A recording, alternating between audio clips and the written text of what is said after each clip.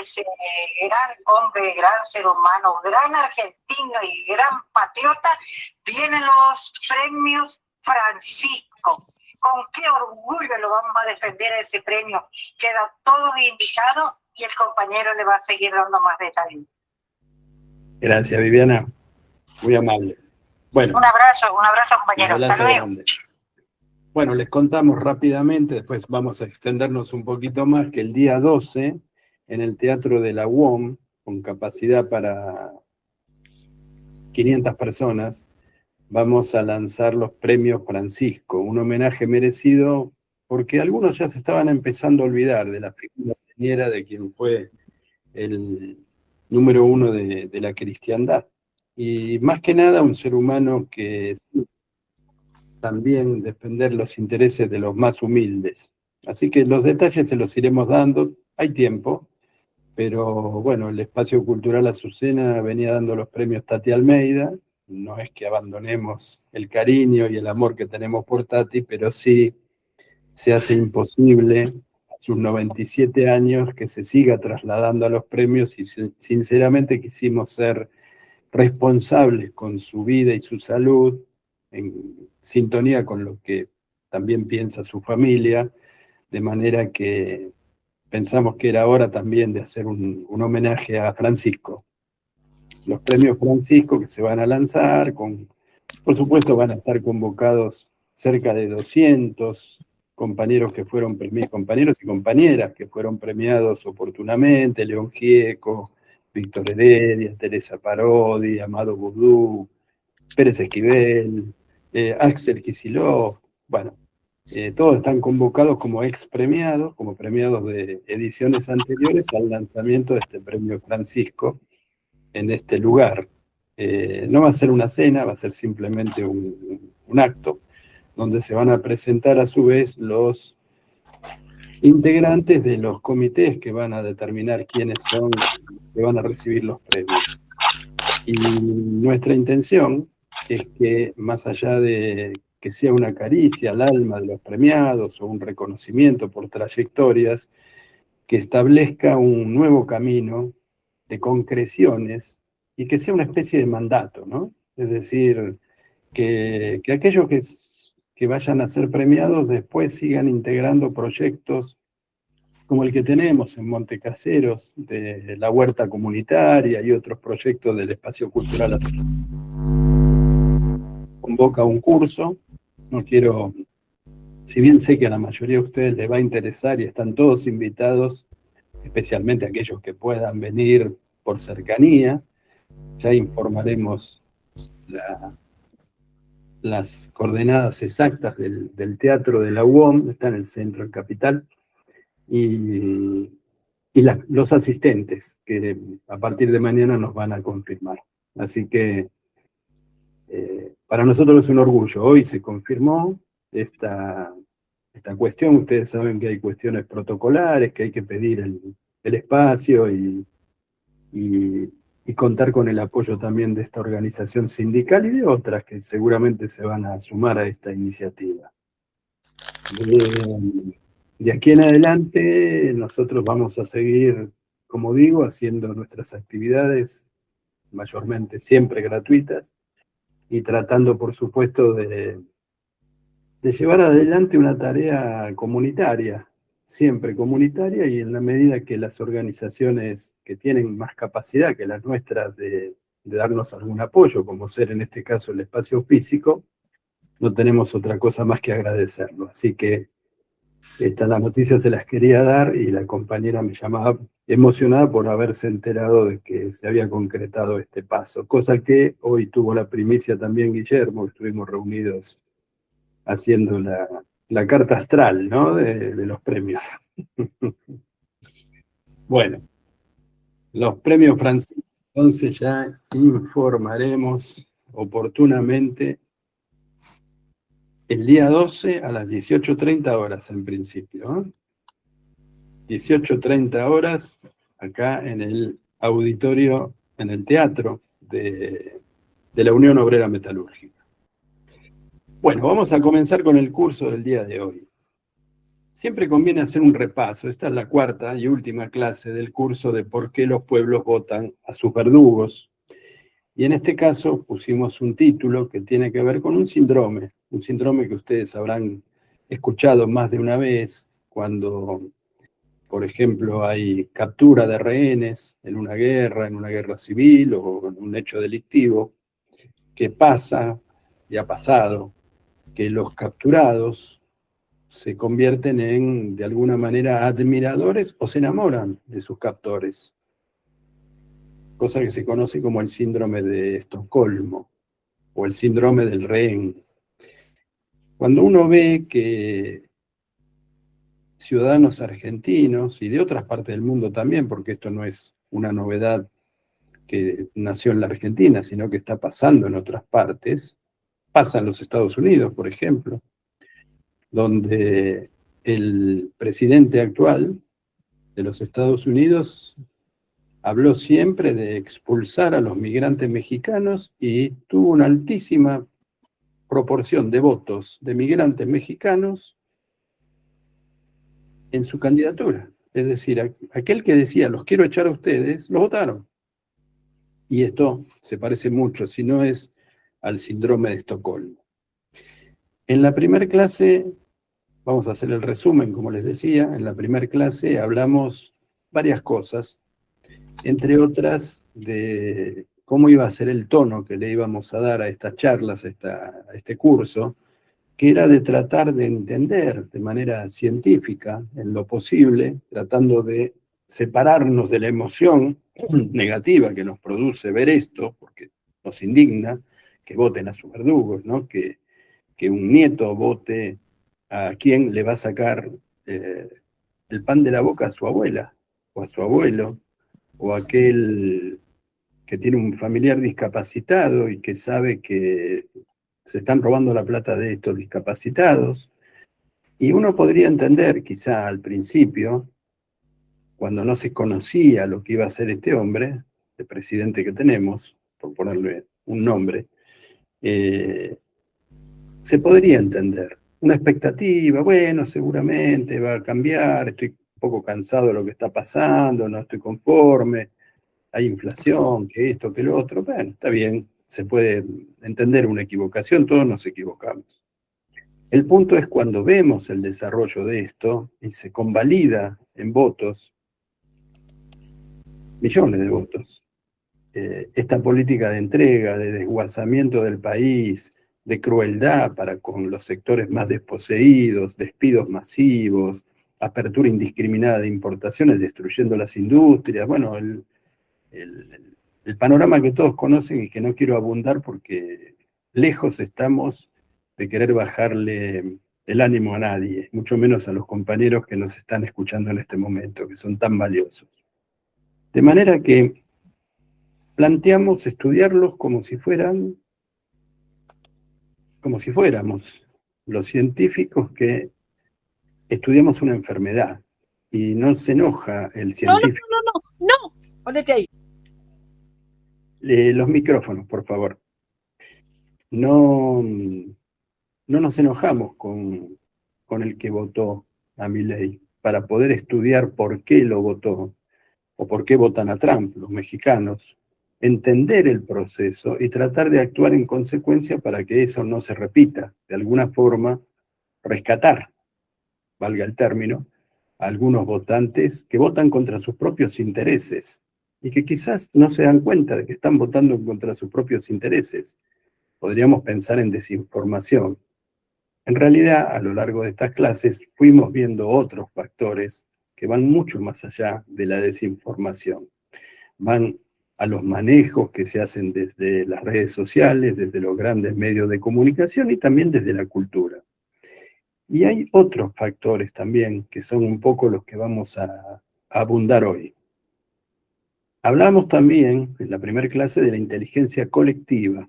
La inteligencia colectiva, ustedes recordarán, algunos lo vieron en vivo y otros lo vieron a través de las grabaciones de nuestras charlas, cuando poníamos un frasquito lleno de piedras y hacíamos la prueba de que cada uno de ustedes dé la cantidad y vimos cómo el que decía, eran 84 las piedritas que estaban en el frasco, y cómo a medida que sube la cantidad de personas que participan con su opinión, se va acercando al número real. Nadie sabía, por supuesto, la cantidad que había dentro del frasco de esas piedritas.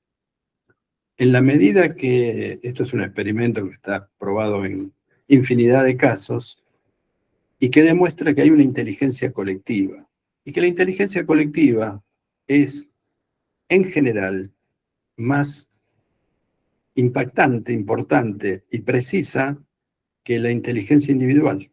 O sea, somos más inteligentes en grupo que de manera individual.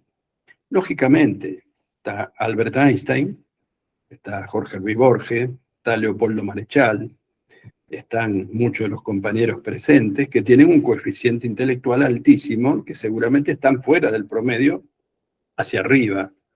Y hay otros que tienen un poco menos y están hacia abajo.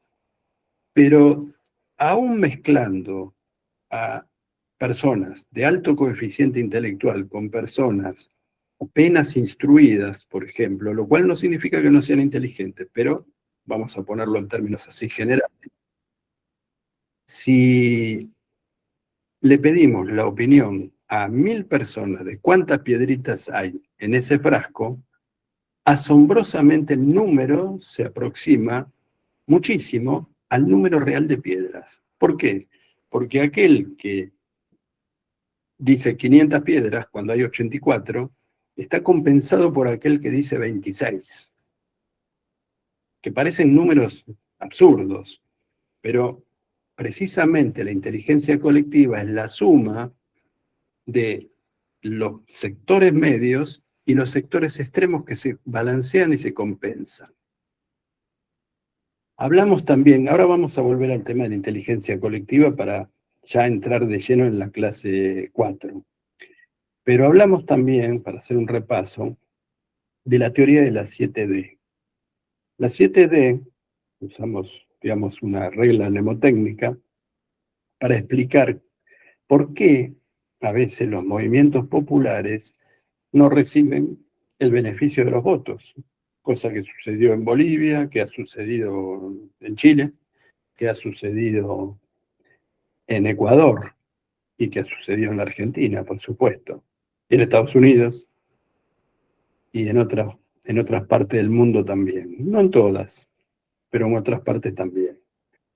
La 7D nos referíamos, lo voy a hacer rápido, a la demanda que tiene el pueblo, que tienen los pueblos, hacia sus dirigentes, demandándole mejores carreteras, mejores servicios, mejores escuelas, mejores universidades, mejor comida, mejor educación, mejor desarrollo económico, y encuentran a veces los pueblos, aún en los gobiernos populares, la D de desidia. Es decir, dirigentes que una vez que están, la D de dirigente, una vez que está el dirigente en el poder, bueno, por ahí no tiene, digamos, la vocación de servicio que se puede encontrar o se debería encontrar en servidores públicos como son, porque en definitiva fueron elegidos de manera democrática para satisfacer la demanda del pueblo. Al producirse esa desidia, primero viene un desencanto, un desengaño, una desilusión, ¿verdad? O sea, tenía ilusión de que este gobierno fuera bien, bueno, la perdí. En la medida que esas demandas no se van satisfaciendo, vuelve a suceder una caída en la ilusión que lleva al desgano, que sería la tercera D, el desgano, o sea, no tengo ganas. Por eso pasa, fíjense qué interesante esto, porque es un proceso que pasa en toda América Latina, que cada vez menos gente va a votar, siendo que el voto, por lo menos en la Argentina, es obligatorio. Es cierto también, esto también lo tocamos, que la pena por no ir a votar es ridícula, 100 pesos. Es decir, no existe. Es decir, que es obligatorio, pero como la pena no existe, deja de ser obligatorio. Tampoco tenemos problemas si no fuimos a votar para hacer un trámite, o sea, no hay ninguna estrategia punitiva, como suele haber en otras cuestiones relacionadas con el tema del voto, lo cual pone a la democracia en un nivel de participación que pasa a ser prácticamente irracional. Por ejemplo, como estamos viendo, que nos gobierne un señor que tiene 26%, 27% de los votos totales posibles. O sea, un cuarto de la población argentina en condiciones de votar eligió a este mamarracho que tenemos de presidente. ¿Es legal? Es legal. ¿Es lícito? Es lícito.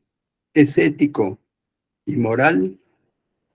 Yo creo que tenemos que pedir a la población en general que participe más. Ahora bien, si vamos a la teoría de las 7D, empezamos con la demanda que no se satisface por desidia, viene el desgano, la desilusión, después viene la derrota, el desencanto antes de la derrota, cuando estábamos encantados, íbamos a las marchas y hacíamos cosas, nos desencantamos, dejamos de participar, viene la derrota y la derecha, la 7D, en orden. Quiere decir que si nosotros cambiamos ese orden, tenemos que empezar porque nuestros dirigentes no sean displicentes, no tengan desidia, que cumplan con el mandato que les fue conferido y que lejos de estar en internas absurdas, por ejemplo, como pasó en Bolivia, se dediquen a satisfacer las demandas del pueblo. Esa es una posibilidad de cambiar esta situación. Por supuesto, también nosotros como ciudadanos tenemos que exigirle a nuestros dirigentes, quizá de una manera un poco más fuerte, como lo estamos haciendo, para que no sean ellos y nosotros parte responsable de tener los gobiernos de derecha, de ultraderecha que tenemos. Volvemos entonces al tema de la inteligencia colectiva. En la naturaleza también hay muestras de inteligencia colectiva. Y hay dos casos que curiosamente también conviven en el ser humano. O sea, metafóricamente hablando, hay un libro hermoso que se llama La inteligencia de las abejas, de un, creo que es alemán o francés, Metterling, que habla sobre las abejas y su inteligencia. Ustedes saben que las abejas tienen unas danzas que luego hacen para ubicar a las otras socias, trabajadoras, obreras, que van a buscar el polen a determinados lugares, bailan en 8, eso tiene como una dirección, una direccionalidad, como un GPS de las abejas, ¿no? Y esto se logra, o lo logró la naturaleza, Dios o la evolución, lo que quieran, a través de 200 millones de años. Hace 200 millones de años, que las abejas existen sobre la faz de la Tierra tal como las conocemos hoy, quizás con alguna pequeña diferencia. Esas abejas, Fratelli Tutti, sí, Aníbal, tal cual, son todas hermanas, y si bien hay un sistema jerárquico, porque hay una reina, y hay un zángano también, hay una inteligencia colectiva. Y fíjense que es una inteligencia colectiva que es positiva al punto de su autoprotección. ¿Por qué? Porque como la abeja nos da miel, ese jugo de flores, ese néctar de flores, ese dulce de flores, como decía un amigo que era apicultor, lamentablemente ya no está acá en este plano, ese amigo mío, si no estaría acá. Las abejas nos dan la cera para las velas, nos dan la jalea real, que es un medicamento fabuloso, y además un alimento, un superalimento fabuloso, y la miel, que además de todo nos endulza. Entonces el ser humano aprendió que no tiene 200 millones de años sobre la Tierra, sino apenas 1 millón de años. Los primeros homínidos hay que remontarse a 1 millón de años atrás. Empezaron a conocer en la naturaleza el dulce de las abejas, y a través del tiempo desarrollaron técnicas para protegerlas, cuidarlas y aprovecharse, por supuesto, de su producción, cuidándolas. A nadie se le ocurriría matar a los seres que le dan semejante néctar, ¿no? Semejante cosa tan rica como la miel o la cera para hacer velas, o eventualmente la jalea real. Es decir, hay una inteligencia colectiva de las abejas, que es una inteligencia colectiva del enjambre, ¿no? Uno ve cómo hacen esos nidos hexagonales, cómo eligen los lugares, cómo determinan los rangos en los cuales van entrando, trayendo el polen y convirtiéndolo en los productos que estamos hablando. Y esa inteligencia colectiva es una inteligencia de autoprotección. Y tenemos otra inteligencia colectiva, que también es una inteligencia global, que es la de las hormigas, que es en el extremo opuesto. La hormiga es un depredador natural. La hormiga no produce nada que pueda aprovechar el ser humano. ¿Qué hace el ser humano? Lo combate. El ser humano pasa a ser un enemigo de las hormigas. Si no existieran hormigas, no tendríamos osos hormigueros y habría un desequilibrio también, porque como bien hoy nos relataba Guillermo de la Reta en su casa, las hormigas cumplen una función que es limpiar de alguna manera los desechos. Entonces, esa inteligencia colectiva, si bien es depredadora, cumple una función de equilibrio dentro del ecosistema. Ahora bien, dentro de los seres humanos, tenemos hormigas y tenemos abejas. Por ejemplo, los CEOs de Wall Street son hormigas, depredan. Y los obreros de la construcción, los panaderos, los médicos, los maestros, los docentes universitarios, los docentes de la primaria, son trabajadores como las abejas obreras. Y generan una inteligencia colectiva que hace que sigamos teniendo esperanza en la humanidad. Como hablamos hoy con Guillermo nuevamente, somos esperanzados sobre el futuro de la humanidad.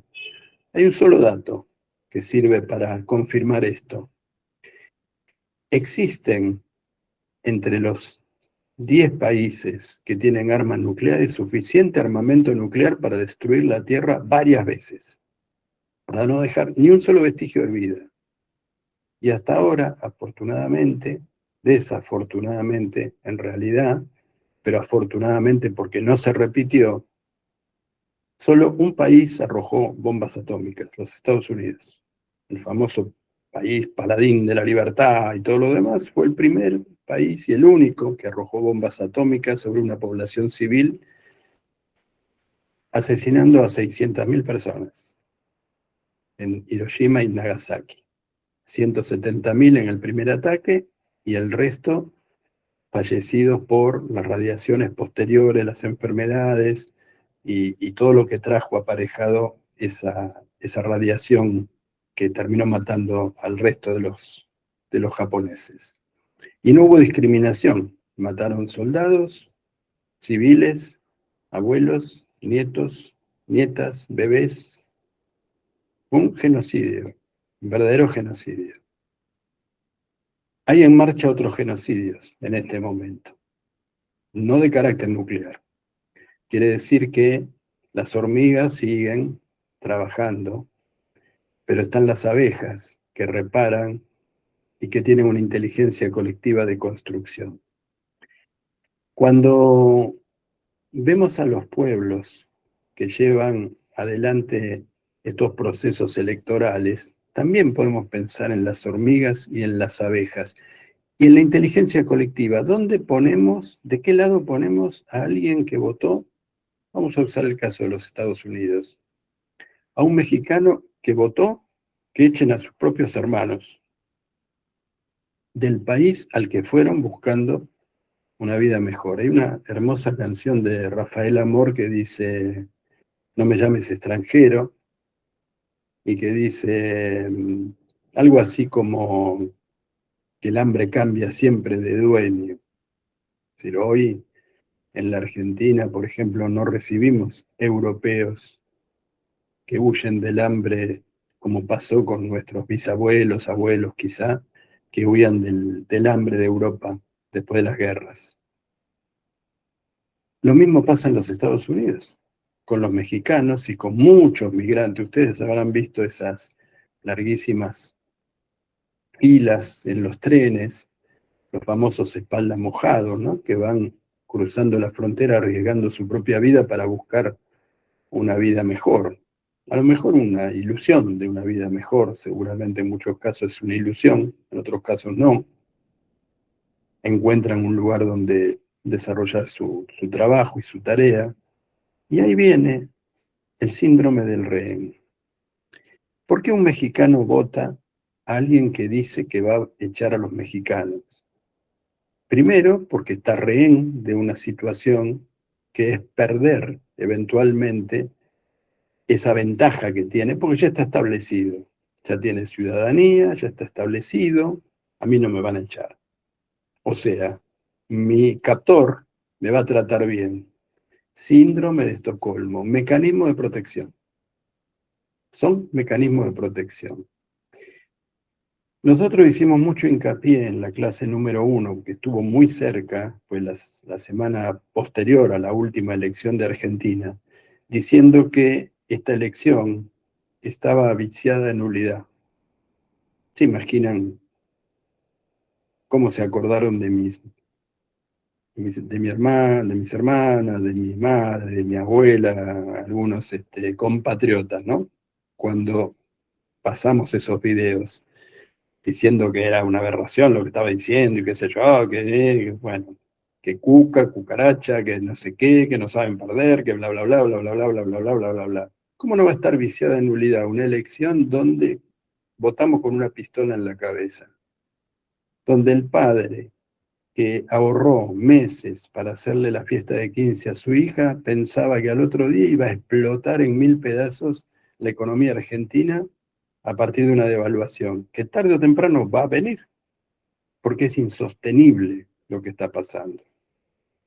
Famoso voto de licuadora, en otra gravedad y en otro contexto, pero el famoso voto licuadora cuando la población argentina se endeudó en dólares con el 1-1 y ganaba las elecciones Carlos Saúl Menem. De nuevo, rehenes de una situación económica, que muchas veces, como es muy difícil aceptar esto, es muy difícil sostener en una mesa familiar, por ejemplo, que ¿a quién votaste? A Milei. Y te acaban de echar, sí. ¿Y a quién vas a votar? Y no sé. ¿Cómo no sabes? ¿Y no reconoces tu error? No, porque en realidad que la yegua, que la chorra, que no sé qué, que no sé cuál. Racionalización de decisiones irracionales. Es decir, justificación de conductas irracionales. ¿Y por qué irracionales? Porque uno podría decir, bueno, porque vos, a ver, tu opinión, vos no lo votaste. A ver, cuando está corroborado que el empleado público fue despedido, cuando decían que iban a despedir empleados públicos y hoy te tocó a vos, y no salís a la calle, y no protestás, y hasta lo defendés, en realidad estás defendiendo tu error, porque sos rehén de una situación que tenemos que entender para poder cambiarla. Porque si no, sí, acaban de decir que Estados Unidos retiró el préstamo de 20.000 millones. Sí, exactamente, Alicia. O sea que fue, como bien sabíamos, un blef para facilitar las elecciones. O sea, devolvernos la elección entonces, Milei, porque te votaron por eso. Bien, ¿qué hacemos ahora? ¿Qué hacemos ahora? No podemos volverlo atrás. Tampoco vi a ningún dirigente que pidiera la nulidad de unas elecciones absolutamente viciadas de nulidad. porque estábamos con una pistola en la cabeza, una pistola económica en la cabeza. Como seguimos estando con una pistola en la cabeza, en la medida que tengamos la deuda externa nunca auditada, a nivel profundo, como deberíamos hacer. Entonces nuestros dirigentes, frente a la demanda de resolver el problema económico, nos están contestando con desidia. No todos, hay muy valiosos. Hoy yo les hablaba al comienzo de los premios Francisco. Por supuesto vamos a premiar a dirigentes valiosos. Y es una forma también de separar la paja del trigo y de alguna manera mostrar que hay dirigentes que pueden, y en todo caso animarlos también a que hagan lo que tienen que hacer. Y si lo vienen haciendo y merecen el premio, bienvenido, otros merecen el precio, sí, fue un acto fallido, el precio de la traición, ¿no? Tenemos diputados y senadores que han votado leyes que son imposibles de sostener por alguien que se diga del movimiento nacional y popular. Esto está fuera de toda discusión. Pero bueno, entrando en los temas estrictamente neurobiológicos, quiero hacer una pequeña disquisición respecto a esto.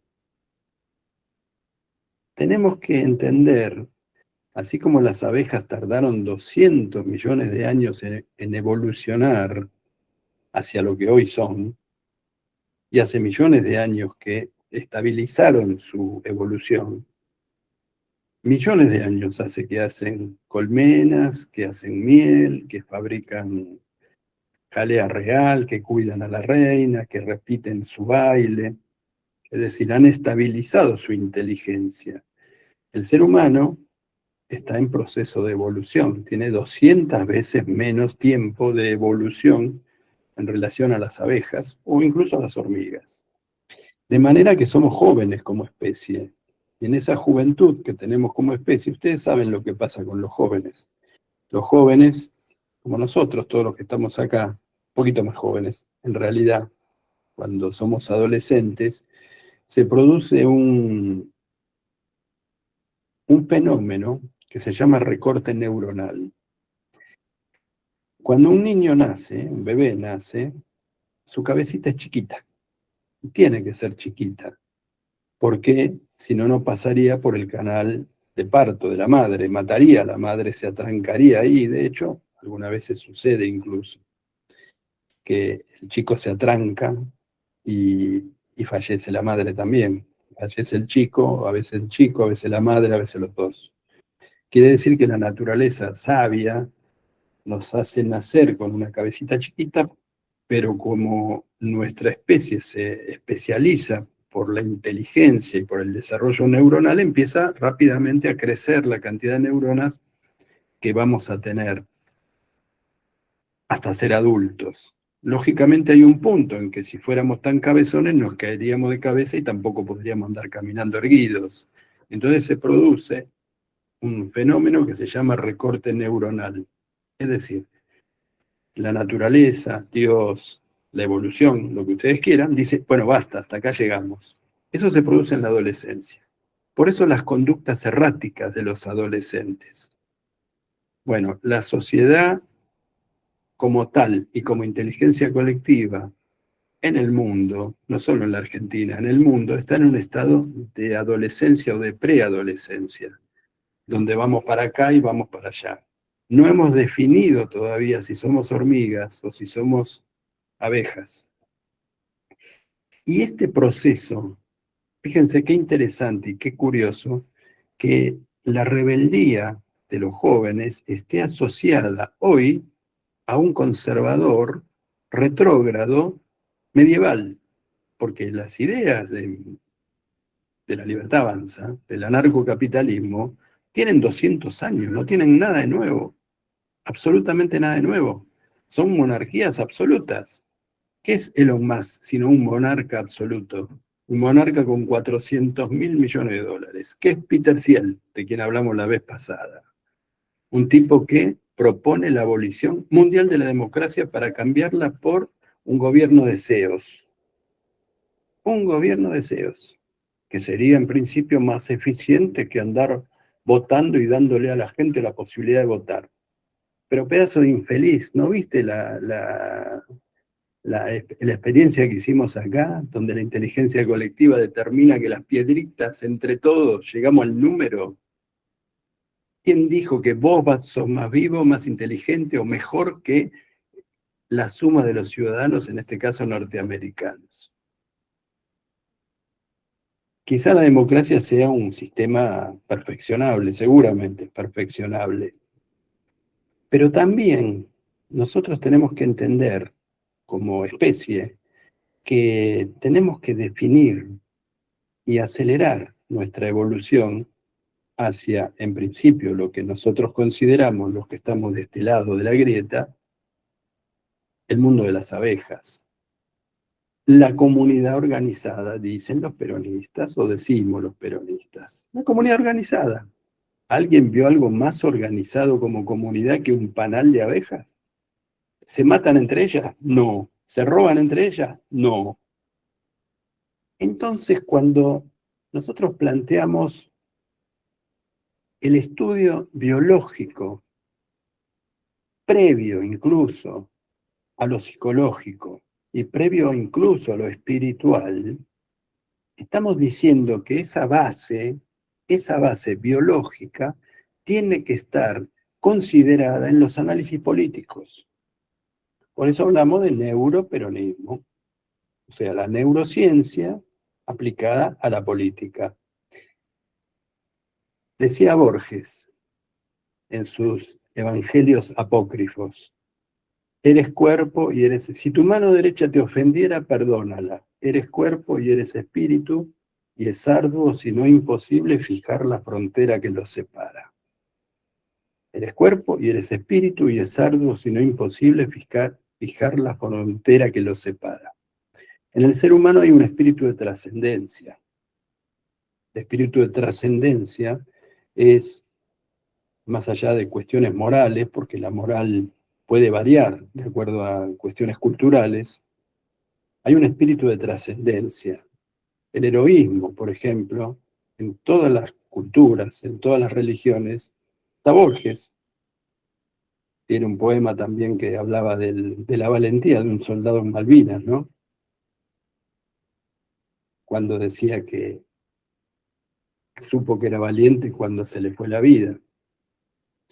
Él solo quería saber si era o no era valiente.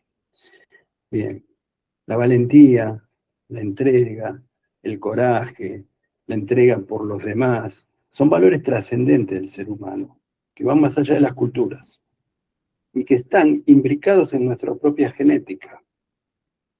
Y de esto a veces no se habla. Si nos ponemos a estudiar entonces, cuando las conductas se desvían del bienestar colectivo, nos estamos olvidando que el ser humano es un ser esencialmente social. El ser humano no puede vivir solo. El famoso Robinson Crusoe, sí, una vez que fue criado, puede vivir solo en una isla. Hasta cierto punto. Hasta cierto punto. El desarrollo de un bebé, hasta que tiene autonomía, como para poder vivir solo, son varios años. Cuando nace una jirafita, ustedes la vieron, se cae de allá arriba, pobrecita, se golpea y enseguida la jirafita sale andando.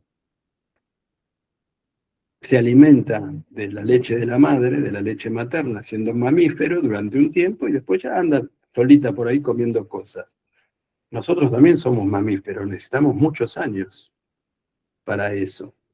Y nuestras sociedades, como dije, tienen 1 millón de años de antigüedad, el ser humano, los homínidos, los primeros Neandertal y otras razas que hubo antes del Homo sapiens.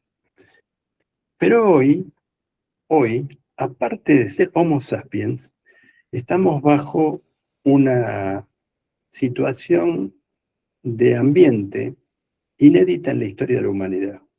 Por primera vez, los seres humanos nos enfrentamos con dispositivos que potencian o no nuestras capacidades de conocimiento, nuestras capacidades cognitivas. Por eso se habla de la guerra cognitiva. ¿Qué es la guerra cognitiva?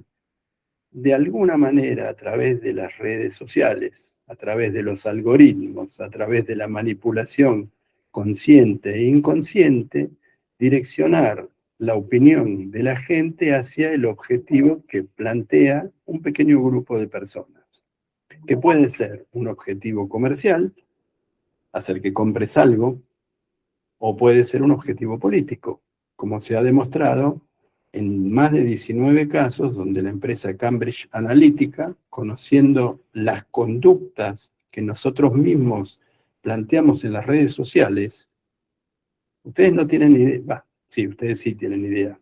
El grueso de la gente no tiene idea de la cantidad de información que le damos a las redes sociales sin saber que se las estamos dando. Y acá viene otro tema, el uso de los datos.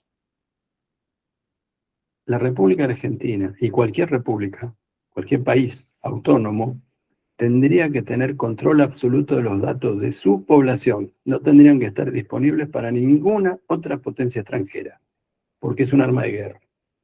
Si yo sé cómo se deprime un argentino, por ejemplo, cuando pierde la selección,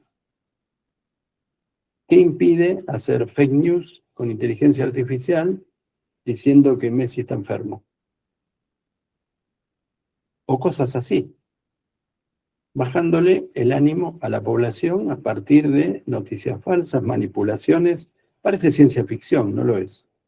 De hecho, creo que en alguna de estas clases hablamos de un experimento que precisamente con una universidad hizo Facebook, y estamos hablando de Facebook, una red social que ya tiene muchos años y que tiene mucho menos desarrollo que otras, como TikTok, recientemente adquirida por un magnate de estos, Larry Ellison. Larry Ellison es el accionista mayoritario y fundador de Oracle. Oracle es una base de datos gigantesca, donde están las transacciones bancarias de la mayoría de los bancos del mundo, de las grandes empresas del mundo, de la tarjeta SUBE de la República Argentina. Si ustedes supieran la cantidad de información que hay, que se desprende de los viajes que hacemos, que no son solamente cuestiones geográficas, son cuestiones de hábitos, son cuestiones de cantidad de viajes que hacemos a determinados lugares durante determinado tiempo en la medida que la tarjeta está identificada. Es un arma de guerra. Y así como es un arma de guerra, las elecciones también se manipulan de esta manera. Es decir, cuando nosotros pensamos, ¿por qué ganó Milei? Tenemos que ir a las redes sociales. No como único factor, porque también está lo que hablamos antes de las 7D. De haber tenido un gran gobierno, le hubiera costado mucho más ganar. Pero fíjense el proceso que se viene dando en toda América Latina. Y curiosamente, el proceso inverso que se viene dando en los Estados Unidos. O sea, los pueblos están votando en contra de los oficialismos, porque hay un desgano manifiesto sobre los que están gobernando. Por lo que decíamos de la 7D, frente a la demanda hay desidia, como hay desidia hay desilusión, como hay desilusión después viene el desencanto, después del desencanto viene el desgano, después del desgano viene la derrota y después de la derrota viene la derecha. Pero cuando gobierna la derecha pasa al revés. Y entonces, como la población norteamericana, la de Nueva York, por lo pronto, votó a un musulmán, morocho, bisexual, declarado, y socialista. La ciudad de Nueva York. Y lejos de celebrar abiertamente esto, lo celebramos con, digamos, una cierta cautela y prudencia. ¿Por qué? Primero porque no sabemos si no va a ser un nuevo Obama.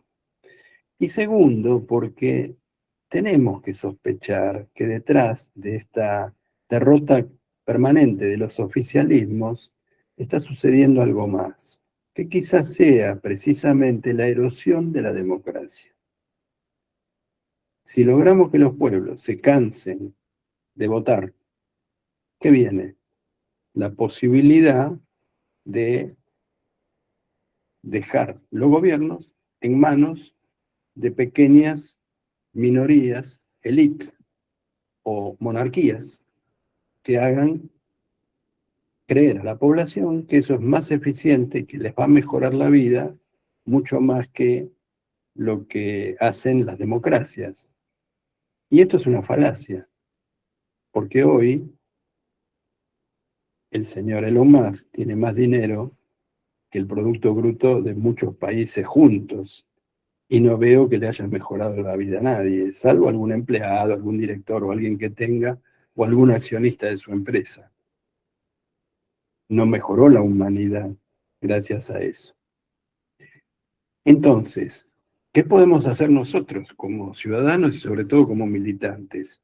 En primer lugar, entender cómo funciona el cerebro humano, por qué se vota como se vota, y tratar de formarnos de manera permanente y continua para poder ofrecer soluciones de resistencia a estas cuestiones. ¿Qué se nos ocurre? Porque hoy queremos terminar esta clase con algo de esperanza o mucha esperanza. En primer lugar, decir, nada está perdido. Como coincidimos hoy con Guillermo, si hay bombas atómicas hace muchos años como para hacer volar el planeta por los aires y nunca hubo una guerra nuclear, nunca hubo un intercambio nuclear, quiere decir que tenemos la posibilidad de confiar en que el ser humano no se va a autodestruir. O sea, abrimos por lo menos una mínima esperanza de que, como mínimo, no nos vamos a destruir. No vamos a hacer volar el planeta por los aires. Estuvimos cerca, varias veces. En la crisis de los misiles de Cuba, en Cuba, donde se iban a instalar misiles de la Unión Soviética en Cuba, los Estados Unidos iban a reaccionar, había un submarino nuclear ruso en las profundidades del Mar Caribe, mar que ahora se llama Mar de Estados Unidos, le cambiaron el nombre los yanquis, digamos de manera unilateral, ahora se llama Mar de Estados Unidos, no es el Golfo de México más, es Golfo de Estados Unidos. Ese submarino estaba con un protocolo inteligente manejado por seres humanos. Un capitán y 2 contramaestres, digamos. Un agente de inteligencia y otro representante del Politburo, por decir así. Desconozco la jerarquía que tenían, pero sí que eran 3 que tenían que tomar una decisión y el protocolo era, solamente podían accionar el ataque nuclear del submarino hacia los Estados Unidos si los 3 estaban de acuerdo. Se tenían que poner de acuerdo los 3, no 2-1, no era por mayoría simple, era los 3, unanimidad. 2 decidieron atacar, porque al no recibir información de lo que estaba sucediendo, pensaron que se había disparado el conflicto y dijeron vamos a atacar por las dudas, de manera preventiva. Si hubieran hecho ese ataque, Estados Unidos hubiera respondido, yo creo que hoy no quedaría nada de Europa, por lo menos, ni de Estados Unidos. Hubieran muerto millones y millones de personas en el hemisferio norte. Y vaya a saber los efectos radioactivos hasta dónde hubieran afectado al resto del mundo. Pero uno de ellos dijo que no. Se plantó y dijo que no. Y entonces no se dispararon los misiles nucleares. Primera medida, fue sancionado por estar en desacuerdo con los otros 2. Pero cuando investigaron todas las causas, lo condecoraron. Porque salvó la humanidad. Ese hombre salvó la humanidad. Desconozco el nombre, lo voy a averiguar. ¿Por qué cuento esta anécdota? Más allá de dar un atisbo también de esperanza, de que la humanidad siempre hay héroes, siempre hay gente que se sabe plantar y detener la locura. Porque este señor Peter Thiel, que propone abolir la democracia, es proveedor del gobierno de los Estados Unidos en contratos multimillonarios superiores al Producto Bruto Interno de la Argentina. Tiene contratos por más de $600.000 millones para automatizar las operaciones militares. a través del uso de inteligencia artificial. La empresa se llama Palantir. Por supuesto, hay gente que se hizo millonaria comprando acciones de esa empresa, ¿no? No estoy proponiendo que las compren. No estoy proponiendo que compren acciones de esa empresa. Estoy diciendo lo que pasó. Mucha gente se hizo millonaria comprando acciones de Palantir. También en algunos momentos bajó y perdieron mucha plata. En la timba es así.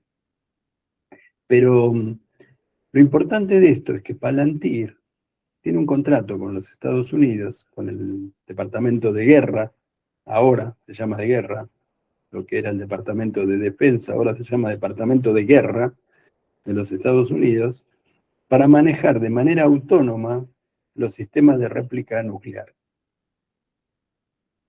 Ustedes piensen esto, eso es lo que votaron en los Estados Unidos.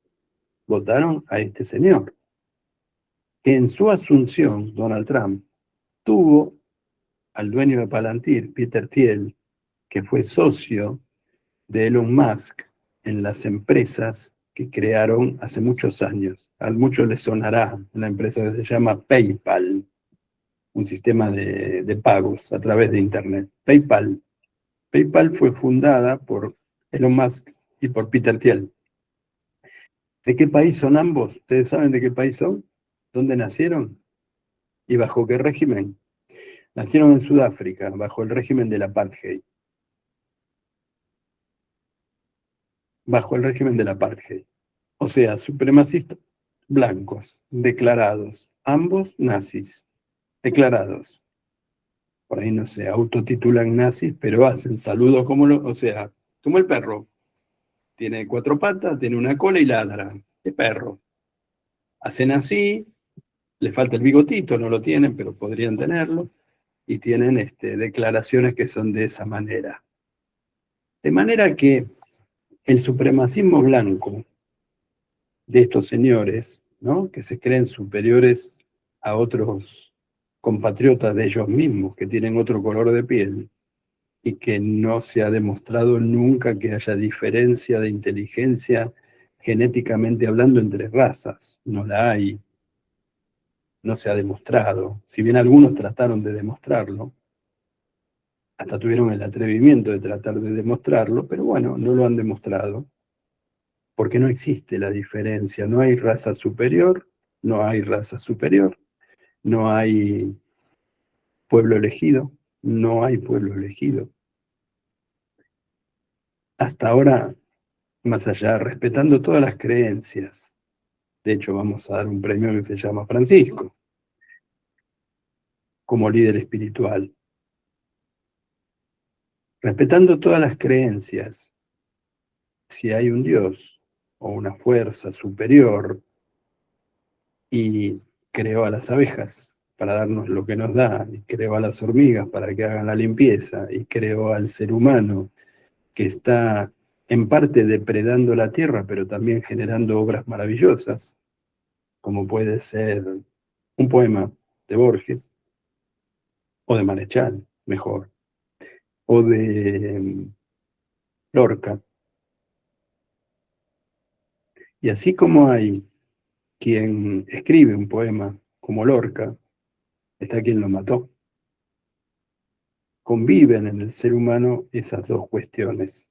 La cuestión de la hormiga, destructora, depredadora, y la cuestión de la abeja. Ahora bien, ¿qué solución ofrecemos a esto? ¿Qué solución se nos ocurre que podemos tener?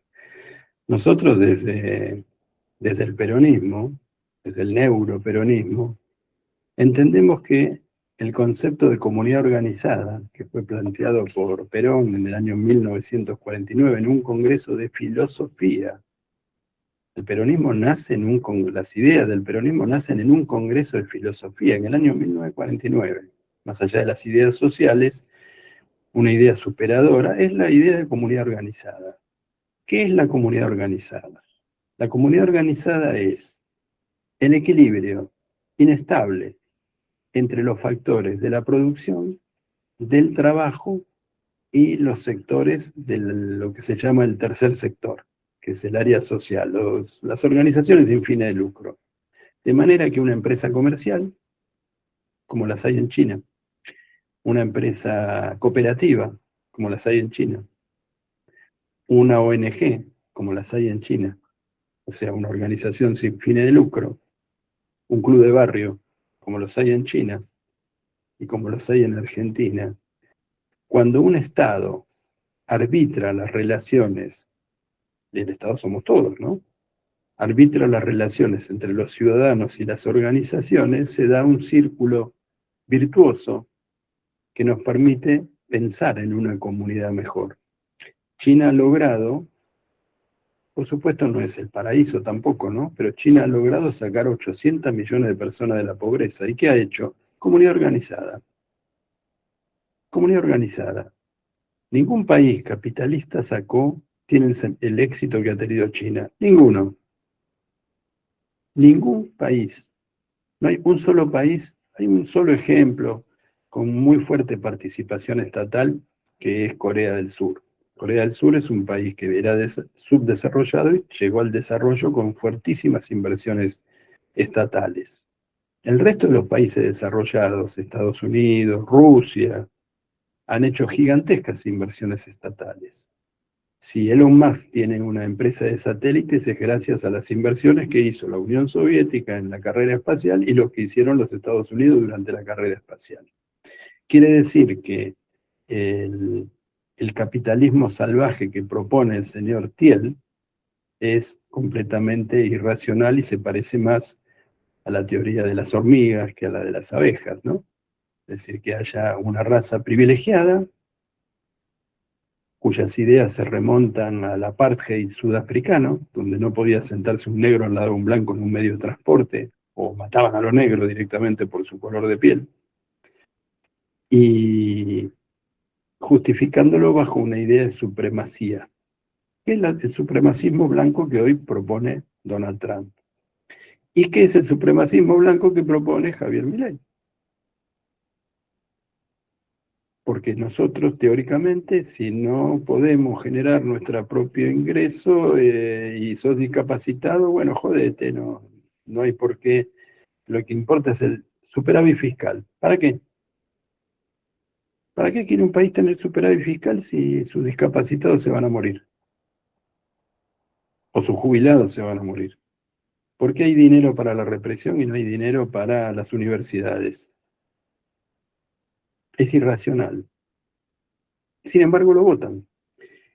Y como lo votan y nosotros prometimos no enojarnos para poder analizar el fenómeno, llegamos a la conclusión de que lo que tenemos que lograr es hacer desaparecer las causas que convierten en rehenes a los ciudadanos.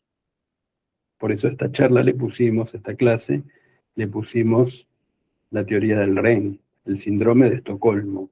Están presos de una situación de la cual están capturados. ¿Qué podemos hacer desde el punto de vista de lo cotidiano, nosotros como militantes? En primer lugar, concientizar sobre esto, concientizar sobre el uso de las redes sociales.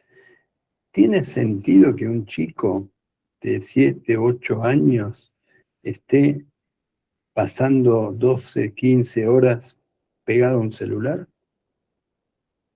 ¿Tiene sentido que sus padres permitan eso porque están rehenes de creer que el pibe, si no, no va a tener?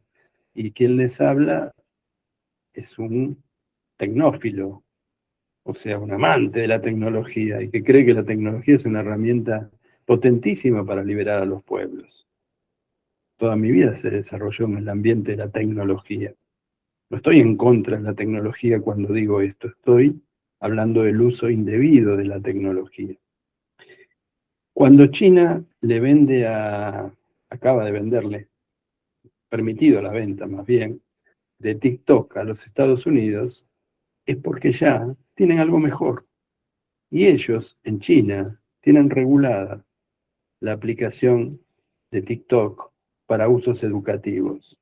En el resto del mundo, sobre todo en los Estados Unidos, acá también, TikTok es el imperio de la banalidad, el imperio de la pavada, el imperio del perder el tiempo, el imperio de generar dopamina para sentirnos bien, viendo cosas que nos excitan, que nos gustan, porque conocen los algoritmos cómo son nuestros comportamientos, cómo llegamos a la noche cansados, destruidos. Y una persona cansada y destruida es susceptible de ser permeable a que le vendan lo que quieran, conociendo cuáles son sus debilidades. O sea, si de este sentido de agobio me saca tomar una gaseosa bien dulce, me van a vender una gaseosa bien dulce. Van a tratar de venderme una gaseosa dulce. Y si es un viaje, si tengo capacidad económica para hacer un viaje, me van a tratar de vender un viaje. Un viaje quizás sea innecesario, porque tengo otras necesidades quizás insatisfechas que son prioritarias, como puede ser un tratamiento médico. El nivel de conocimiento que tienen las redes sociales, los dueños de las redes sociales, merece que nuestros dirigentes, y esto tenemos que llamarle la atención a nuestros dirigentes, que los datos de la población argentina no pueden estar en poder de potencias extranjeras. Que hay que limitar esa posibilidad y que la red social que no cumpla con esa normativa no pueda operar en la Argentina.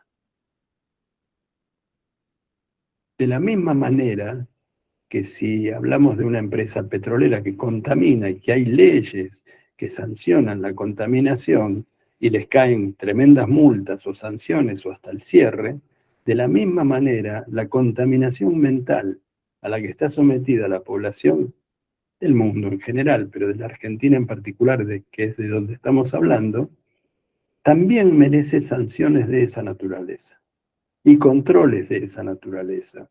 ¿Alguna vez alguien de los que está en esta sala escuchó a alguno de nuestros dirigentes hablar de eso? ¿Y por qué no hablan de eso? ¿Alguien tiene alguna idea respecto a por qué no hablan de eso? ¿Será desconocimiento? ¿Será desidia? ¿Será indolencia? ¿Será ignorancia? Y yo pienso que es más ignorancia y desconocimiento que otra cosa. Yo también. Prefiero creer eso, Larry. Preferimos creer eso. Bueno, entonces lo que nos toca como militantes es empezar a tocarles timbre y decirle por lo menos, digamos, empiecen a escuchar a las voces que hablan de esto, que son muchas, no son pocas. Mirá que hay parte de la dirigencia, la mayoría de la dirigencia digamos, de alto rango del peronismo que todavía no cree, no piensa que tiene influencia en las redes sociales en las personas. Es más, Cristina, no sé si se dan cuenta, pero Cristina hace muy poco sé que se metió en TikTok. No quería saber nada, o sea, lo único que usaba era Twitter.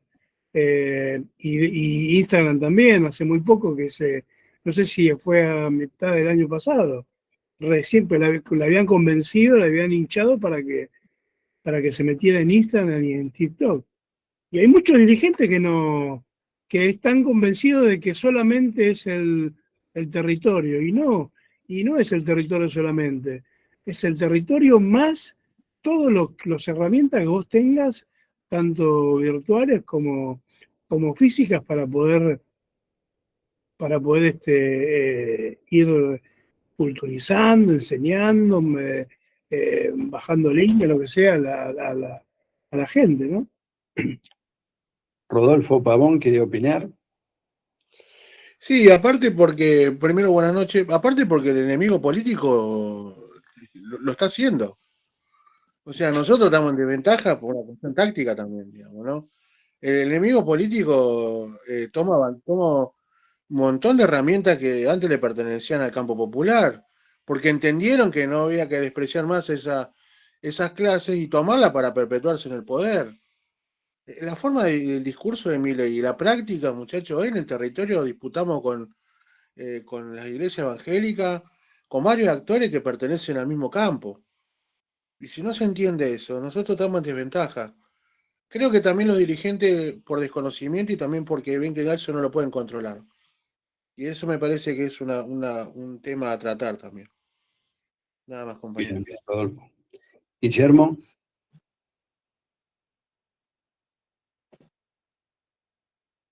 Ahí se me escucha. Sí. Yo creo que es un poco más profundo que desinformación o información trucha. Yo creo que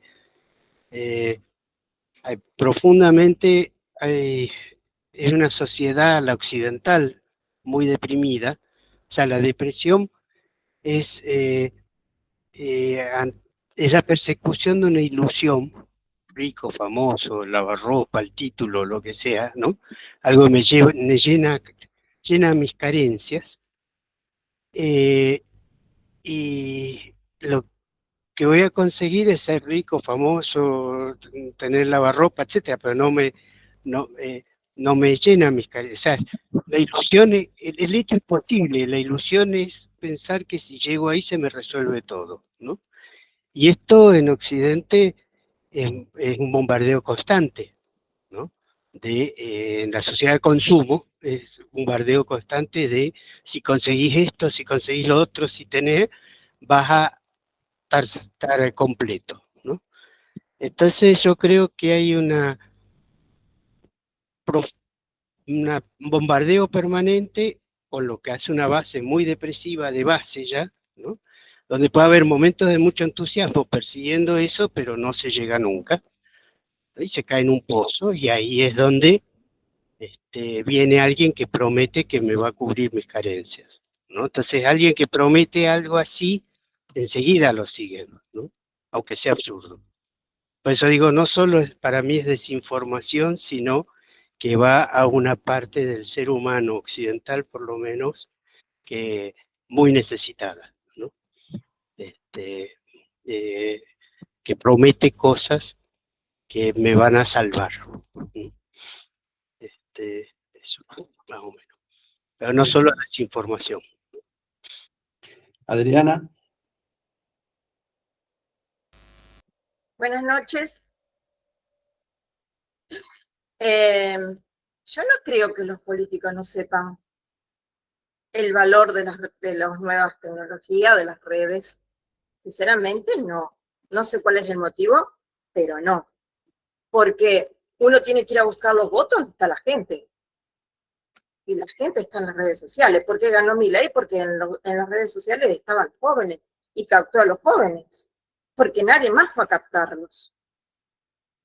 Yo quería hacer una comparación con respecto a la información que ellos atrapan de nosotros a través del algoritmo o de los algoritmos. Yo en forma individual, que trabajé mucho tiempo en comunidad, mucho tiempo, y sé lo que es trabajar en comunidad y sé lo que son los profesionales individuales, lo que se atrasan por no trabajar en comunidad. Pero aún trabajando en comunidad, yo no daba toda la información sobre mi persona. Nunca la di. Porque yo creía que eso era un blanco, era una ventaja que yo daba para aquellos que pueden ser hormigas, y vos no lo sabés, aunque estén trabajando en comunidad. Entonces, yo no les daba ventaja. Yo, información sobre mí, le daba a una o dos personas, nada más, de las cuales yo tenía sobradas pruebas a través de los años de que era una persona que pensaba y obraba como yo creía que había que hacerlo. Y entonces, con respecto a esto, tampoco puedo entender que no se den cuenta que regalar la información de todos nosotros, de lo que hacemos, de lo que dejamos de hacer, no es importante. Steve Bannon tuvo incidencia en casi todas las elecciones de los países sudamericanos para que ganen ellos. Y utilizando la información que nos sacan así, a través de lo que compran, de Mercado Pago, de Mercado Libre. Y lo peor es que esa información que le regalamos, estratégica, los enriquece a ellos. Y aparte de hacerlos poderosos, son después los grupos económicos que ponen en jaque a las democracias. Es decir, es una cosa que no se puede entender, que no se sienten a pensarlo. Y que si lo pensaron, ¿por qué no obran en consecuencia? Es rarísimo eso. Porque para que la democracia funcione, para que no haya una brecha cada vez más grande entre lo que el pueblo demanda y las respuestas que te dan después los que fueron elegidos, me parece que tiene que haber una supremacía de lo político sobre el poder económico de las corporaciones. Y las corporaciones tienen ese poder económico por la información que les regalamos, no solo porque nos dan una página para interactuar. Con eso solo no harían gran cosa. Es por la información que les regalamos. Entonces, eso que es estratégico, yo sí creo que es un punto estratégico, no entiendo por qué no está siendo considerado. Y si fue considerado, ¿por qué no se ven en consecuencia las acciones para contrarrestarlas? Eso es lo que... Lejos de eso, Adriana, bajo nuestro gobierno, el gobierno nacional y popular, se le dieron exenciones impositivas inadmisibles a mercado casi libre, ¿no? Mercado casi libre porque es casi libre, porque cuando hay invasión de productos chinos se ponen nerviosos, el mercado libre deja de ser. Aníbal creo que está. Sí, ¿qué tal? Buenas noches a todos. Exhausto, un poco cansado hoy. 21:40 tengo ahí una reunión con la gente de Chascomús. Juan Carlos, te quería avisar por el tema de este homenaje, si se quiere, a Francisco. Así que quiero ser breve. Sí, comparto y coincido con la mayoría de los compañeros. Sí, decí con quién, decí con quién. No, porque de hecho estaba recién culminándose 5N, estaban dos intendentes, uno no premiado y uno sí premiado, pero coincido con lo que decía también Adriana, no es verdad. Yo también como concepto propio lo he pensado y he acompañado también el trabajo que se vino haciendo a lo largo de estos últimos 15 años, a través del Face Popular, con Matías Reynolds, con vos, con otros compañeros que ahora tampoco voy a citar, pero qué bueno, que fue un trabajo valioso y que estuvo trabajándose y se puso a disposición, destacando justamente estas cosas para la defensa de la soberanía. Pero bueno, hay 6 ejes de soberanía que hoy están en pugna y que me parece que en el próximo gobierno nacional y popular, con mucha identidad nacional, y parafraseando como arrancaste, esto que para mí bíblico, lo que citaste entre la comparación de las hormigas y las abejas, que lo dice una persona que integró el ProHuerta INTA, nada más que colectivista e inteligente y humano, solidario, con planificación, como lo que es el mundo de las abejas. Así que eso tiene mucho que ver también y que se emparece al, o se asocia a lo jesuítico también, ¿no? Como el Papa Francisco, así que está muy bien asociado. Así que me despido para poder seguir con lo otro, que hay que reforzarlo, y me quedo un ratito más y avanzar, compañeros, entre todos, porque la inteligencia colectiva la que también nos va a salvar, como decía el Papa, ¿no? Nadie se salva solo. Gracias. Saludos al obispo que nos regaló una estampita del Papa Francisco cuando les fuimos a llevar alimento que vos conseguiste, Aníbal, a su obra. Norberto Rosendo. Buenas noches a todos. Bueno, varias cosas. En primero, yo creo que las redes sociales son parte del problema, ¿no? No es Las redes sociales afectan a un sector de la población, fundamentalmente a nuestros jóvenes y a lo que llamamos la generación X. Pero no, las redes son, o mejor dicho, los afectan porque no hemos sabido enamorarlos, fundamentalmente. Yo me acuerdo cuando tenía poquitos años, solo tengo demasiados, nosotros teníamos utopía. Nosotros pensábamos que, o por lo menos mi generación, pensábamos que podíamos cambiar el mundo, nos planteábamos otros modelos de gobierno que nos permitían y nos iban a permitir cambiar el mundo, con un mundo que iba a ser para mejor. Hoy la juventud no tiene esa utopía, porque no se la hemos sabido transmitir. Ese es un problema gravísimo. Entonces, al no tener utopía, uno no tiene horizonte, al no tener horizonte no tiene para dónde caminar. Ese es un problema gravísimo. Con respecto a los dirigentes, yo creo que la gran mayoría, cuando uno le habla de datos o le habla de la importancia de las redes o le habla fundamentalmente... Hay un hecho que es concreto, ¿no? Que yo disiento con lo que decían algunos compañeros acá. Yo creo que hoy no es posible no darle los datos al sistema. ¿Por qué? Porque cada vez que nosotros nos sentamos en la computadora para hacer cualquier actividad de las miles que hacemos todo el día con la computadora, nos están chupando datos. Cuando vamos al supermercado y pasás por la cajera y te están sacando datos. Cuando subís al colectivo y ponés la sube adentro de la máquina, te están sacando datos. Entonces, casi es una batalla perdida el no dar los datos. Es muy difícil no hacerlo. Pero bueno, el problema es que nuestros dirigentes simplemente, la gran mayoría de nuestros dirigentes no tienen conciencia de eso. En el mundo civilizado hablan de que los datos es hoy el nuevo oro, que es de hecho las grandes fortunas, cuando estamos hablando de Elon Musk, o estamos hablando de la gente de Meta, etcétera, etcétera, han hecho la fortuna con los datos. Esos datos le han permitido armar la fortuna. Sin embargo, cuando hablamos con la mayor parte de nuestros dirigentes de los datos, nos miran como si estuviéramos hablándole de marcianos o cosas por el estilo. Simplemente no entienden lo que le estamos diciendo. No todos, hay gente, yo veo afortunadamente ahora dentro del peronismo hay un grupito de gente, entre los cuales muchos estamos acá, que nos hemos puesto al hombro la campaña de las redes, o tratar de hacer algo en las redes para influir. Somos los menos, pero hay alguna gente que lo está haciendo. Ahora, los dirigentes, la gran mayoría de los dirigentes, no entiende el problema y no le interesa. ¿Por qué no le interesa? No tengo idea, pero hay como tantos otros problemas que tenemos en nuestro país, ¿no es cierto? Tal vez debe ser un problema porque la magnitud de los problemas que tienen cuando llegan al gobierno es tan grande que no le alcanza la cabeza para cubrirlos a todos y piensan que el tema de los datos, el tema de las redes es una cosa secundaria. Yo creo que no es una cosa secundaria, yo creo que es una cosa muy importante. Y mi experiencia personal hablando con esos dirigentes es que la mayoría no lo entiende, no sabe y no le interesa. Gracias, compañeros. Disculpen la metida.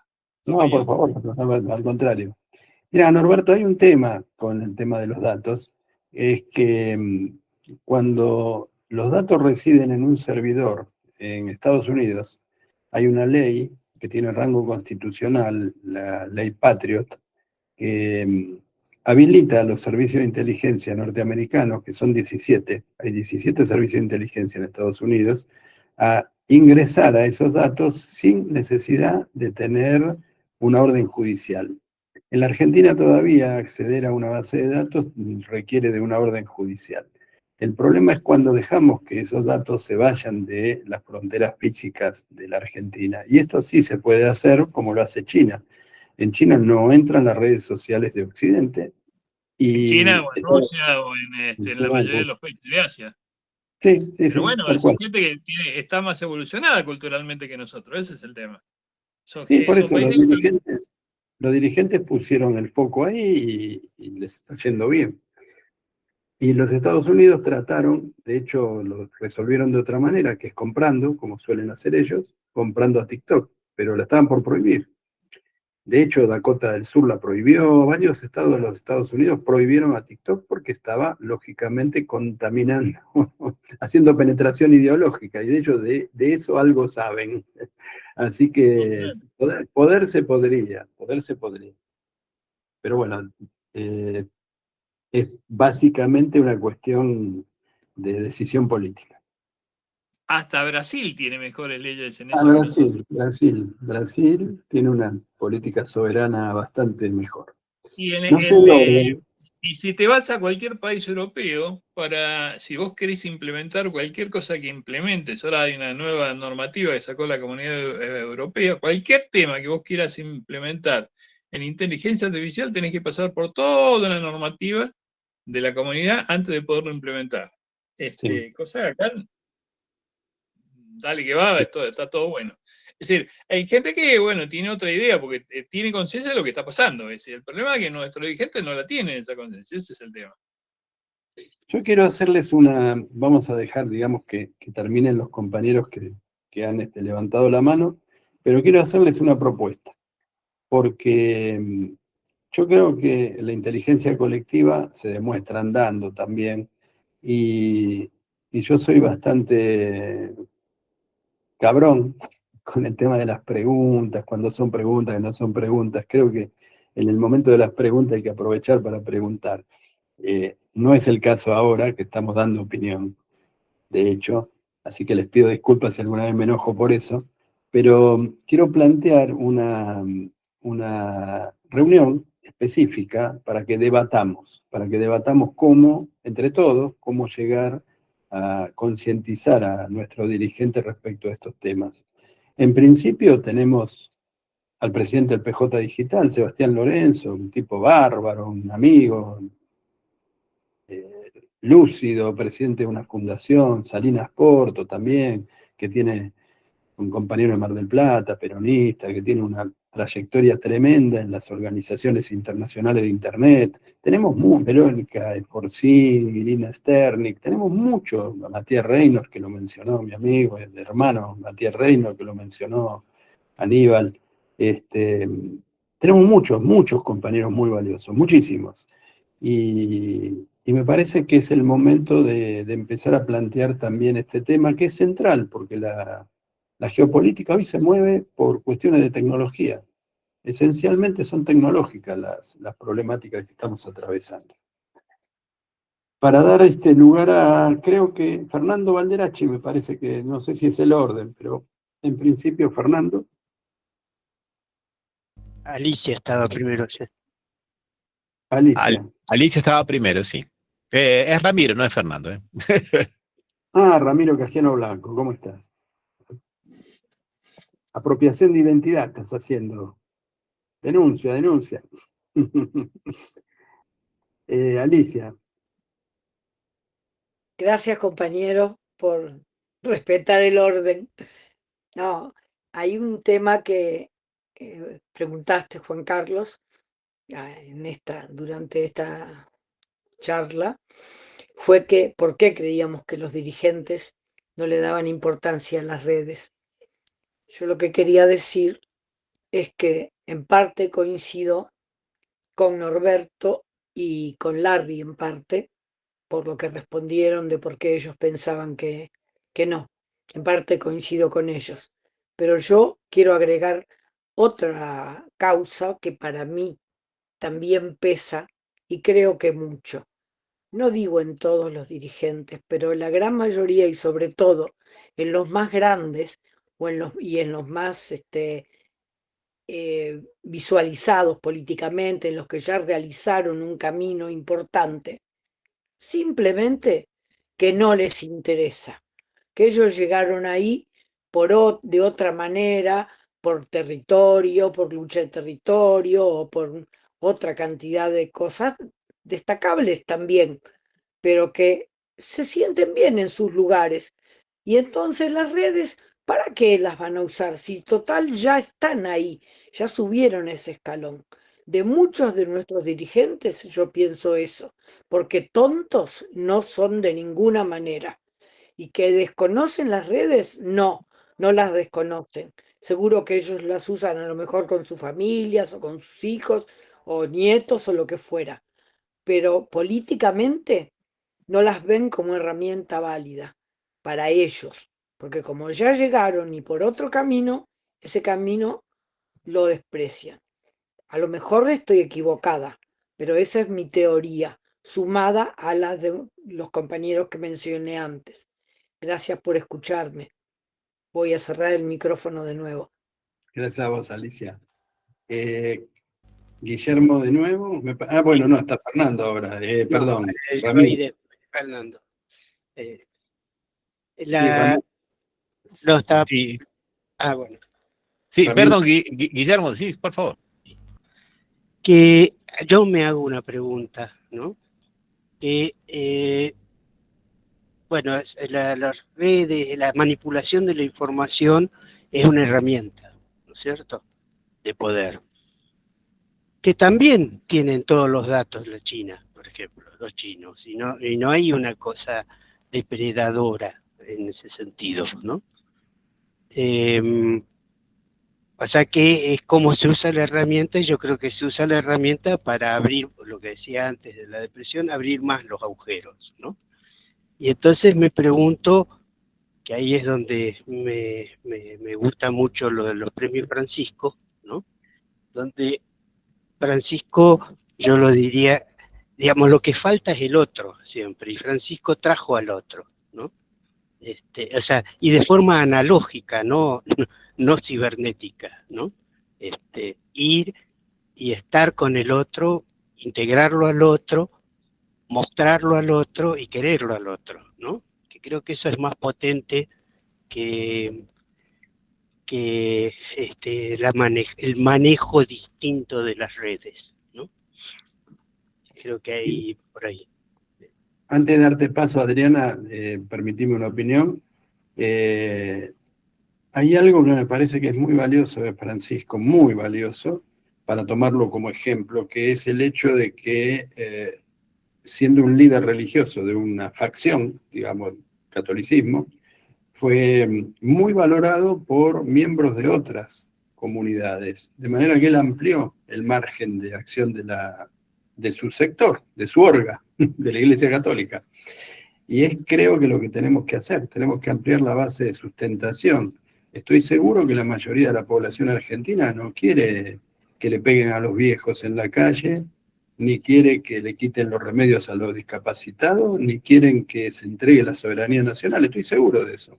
Y sin embargo, tenemos un presidente que hace esas cosas.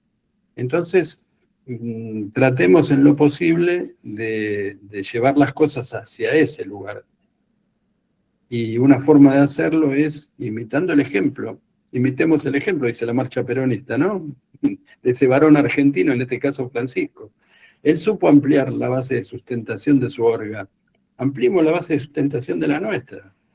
El otro día yo hacía un comentario sobre Longobardi, que hizo justamente una crítica a Peter Thiel, y le mandé el libro y lo recibió. Le mandé mi libro Tecnofascismo y lo recibió. No sé si lo comentó o no, pero lo recibió. Y si lo pasamos para este lado, vale doble. No porque no valgan los votos nuestros, los votos obvio que valen, pero digo, uno que estaba en contra, pasarlo para este lado vale doble. Bueno, es lo que tenemos que tratar de hacer. A lo mejor una persona razonable que ve que la democracia está en peligro, aunque no piense como nosotros, bueno, tácticamente es hora de ampliar nuestra base de sustentación. Creo que Ramiro sabe mucho de eso, ¿no? Desde Brasil, Ramiro. ¿Qué tal? Gracias, Juan Carlos. Bueno, justamente, nosotros a veces, digo esto porque concuerdo con todo lo que dijeron antes, hay que comenzar a trabajar en las redes. Yo por la experiencia en Brasil, voy a discordar con aquellos que piensan que los políticos saben. Los políticos no saben. Lula no sabe. Lula no sabe manejarse en las redes. Lula va a los medios de comunicación. Esto lo digo lo digo con conocimiento de causa. Pertenezco acá en Brasil a un colectivo que es Barón de Tararé, que estamos trabajando siempre por la democratización. Y estuvimos con un subsecretario la semana pasada que nos estaba contando estas cosas. Pero, por ejemplo, Lula va a un medio de comunicación, da una entrevista, y nosotros no podemos tomar la entrevista porque tiene copyright. Porque él no es capaz de tener una persona con un teléfono que suba a sus redes personales, y yo no tengo que salir a buscar a los medios hegemónicos. Cuando yo voy a bajar, por ejemplo, la entrevista, un trechito de la entrevista que él dio en la Radio Gaúcha, ¡puf!, me bloquea el video. Si Lula tuviese una persona con un telefonito que la misma entrevista lo enfocase solo a Lula y lo publicase en sus propias redes sociales, todos nosotros, los comunicadores, podríamos tomar ese trecho de la entrevista. Lula no lo sabe hacer.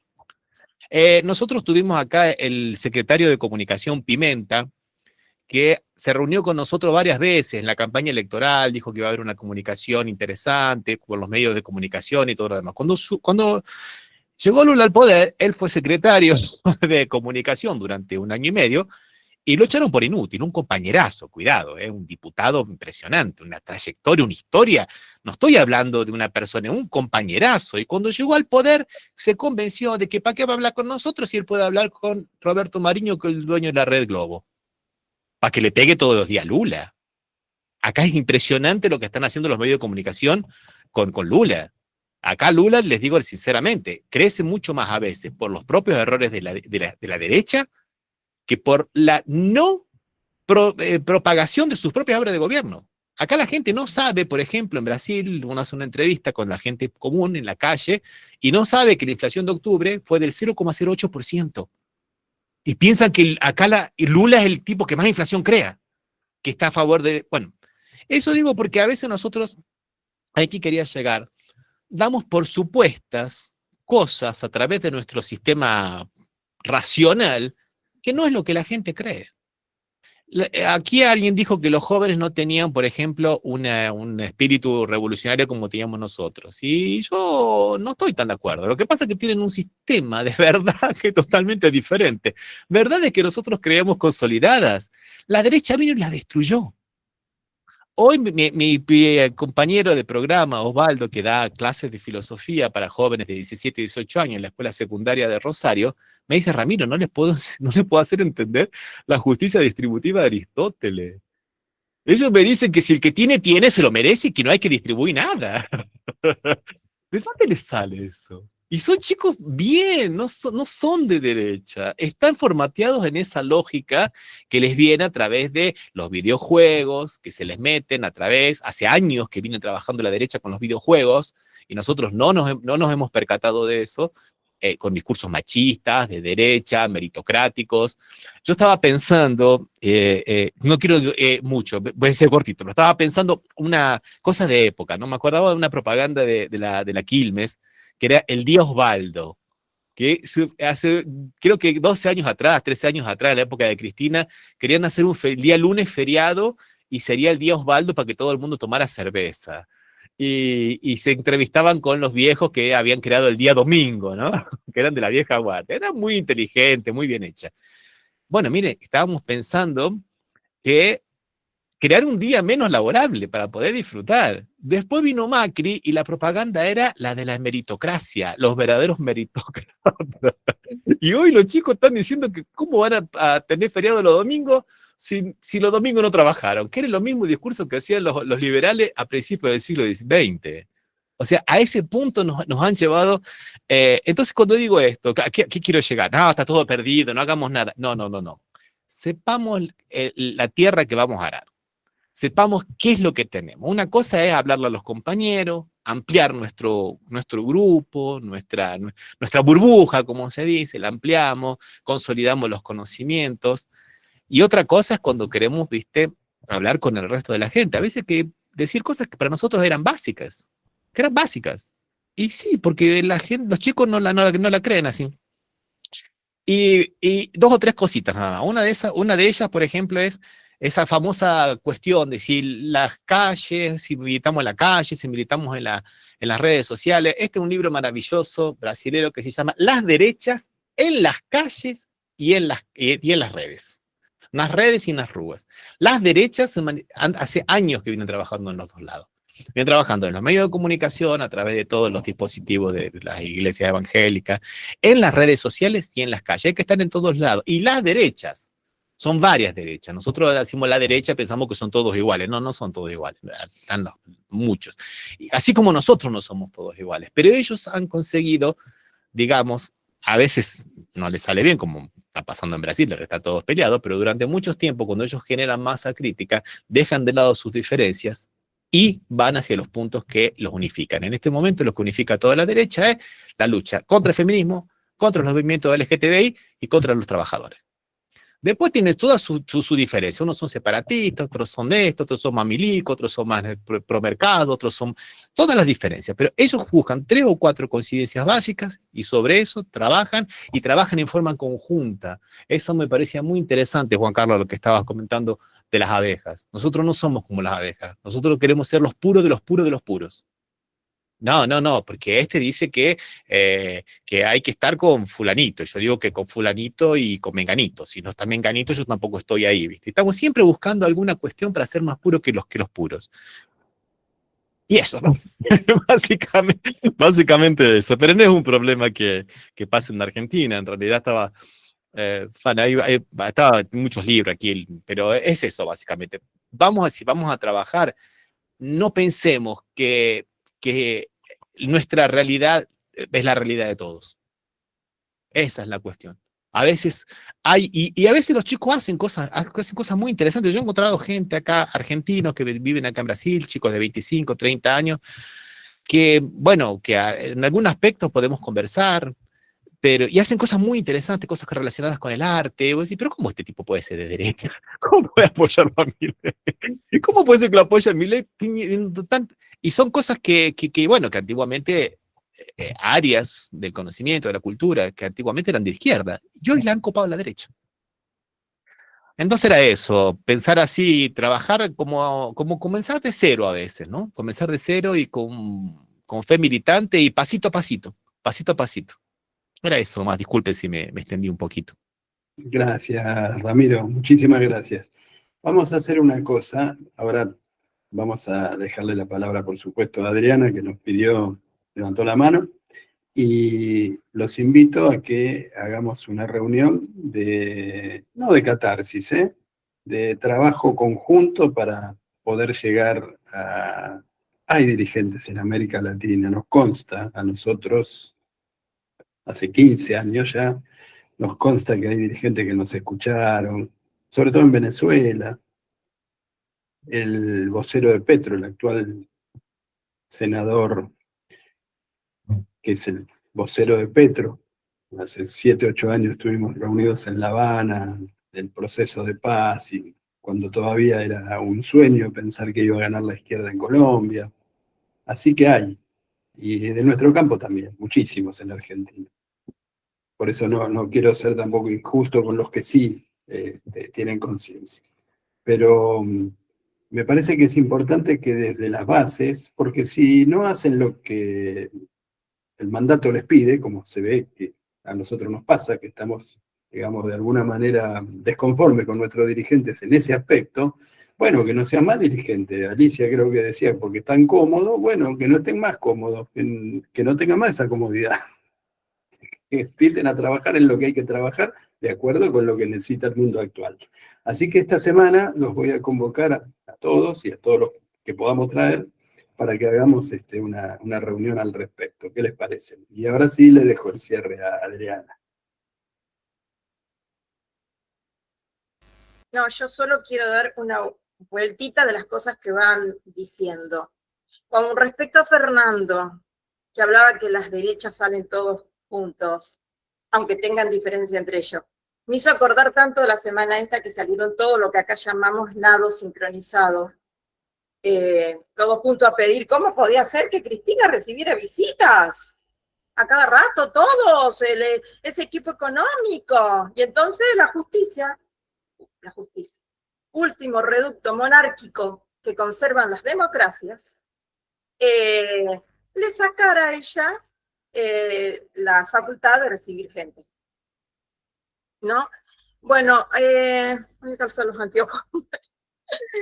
Con respecto al territorio y a lo digital, son todos territorios en disputa, todos. Hasta el cerebro de los seres humanos es un territorio en disputa. Lo primero que hay que hacer es la descolonización.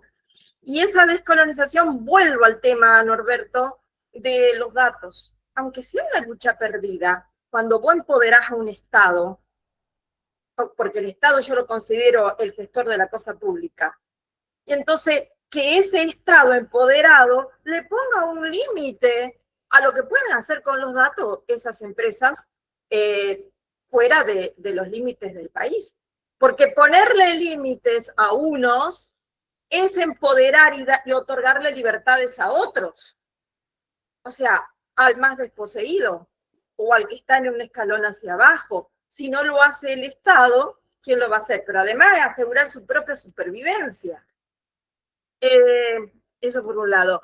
Con respecto a lo que decía Guillermo, de que los chicos o de la gente cree que con las redes sociales, la base material, que van a conseguir esto, van a conseguir... Bueno, creo que todas esas cosas materiales que uno quiere cuando es joven y después cuando es viejo dice, ¿para qué las tengo? ¿Qué hago con esto que es una carga?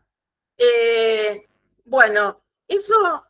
ellos mismos están haciendo videos demostrando cómo muchos de esos influencers mueren en cámara o se mueren para hacer una cosa diferente, se despeñan, qué sé yo, una locura total. Yo creo que ellos mismos están mostrando a dónde conduce ese modelo, que el no utópico, que decían recién, que los chicos no tienen esas utopías que teníamos en otras épocas, pero yo pienso que es porque el contexto histórico es diferente y que está determinado por las redes de internet. Los chicos hoy están desterritorializados.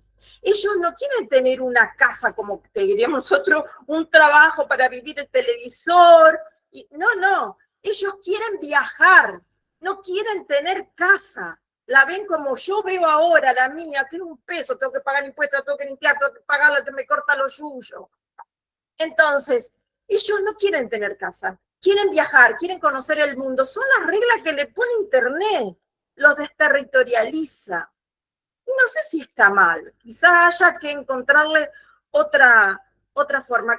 Y yo siempre pienso que es la educación. Miren, les voy a dar de nuevo otro ejemplo. Otro día les di un ejemplo de la huerta, de cómo trabajábamos en la escuela de jornada completa. Les quiero, porque esto de salir a militar, no es que vos vas a convencer a una persona para una elección de un día para el otro. La educación es un proceso continuo, un proceso largo. Porque lo otro es información, lo otro es apropiarme de la información y hacerlo carne en mí y poder trabajar con eso. Entonces, miren, en los jardines de infantes, principalmente en estas zonas que están en el centro de la pampa húmeda, donde hay mucho gorila arando la tierra y sacando mucha plata, entonces los maestros de las escuelas también son gorilas.